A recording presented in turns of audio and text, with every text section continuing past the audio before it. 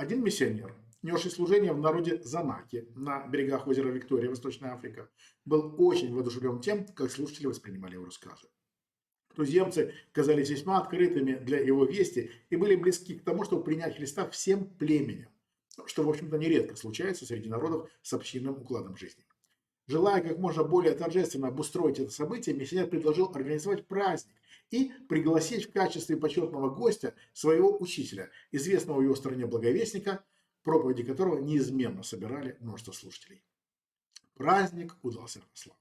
А оратор, чье выступление должно было бы стать кульминацией торжества, просто превзошел сам себя. Миссионер не мог сдержать слез, слушая его пламенную речь о Божьей любви и Христовой жертве.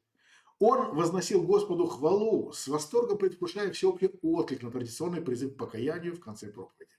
Когда же смолкли последние слова проповедника, воцарилось гнетущее молчание. Слушатели стали один за другим расходиться, и любые дальнейшие попытки рассказать кому-либо о Христе заканчивались провалом.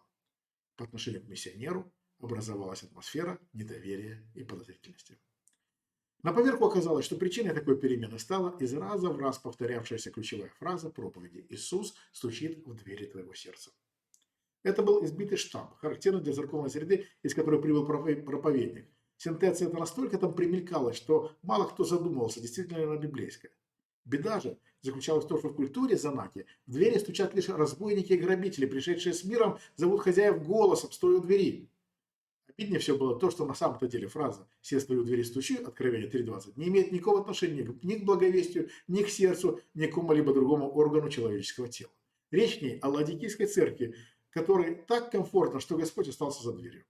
Но даже в этом исходном контексте, если принимать во внимание особенности местной культуры, буквальный перевод «стою у двери и стучу» неприемлем. Буквально переданная форма оригинального текста несла бы совершенно иное содержание. Христос пришел вас ограбить. Задача благовестника – донести до слушателя смысл Писания, а не передать его форму. Культурно контекстуализированный перевод этой фразы должен был бы звучать иначе. Вот я стою у двери и зову. Кто услышит голос мой, откроет, к тому я войду и буду ужинать с ним, а он со мной.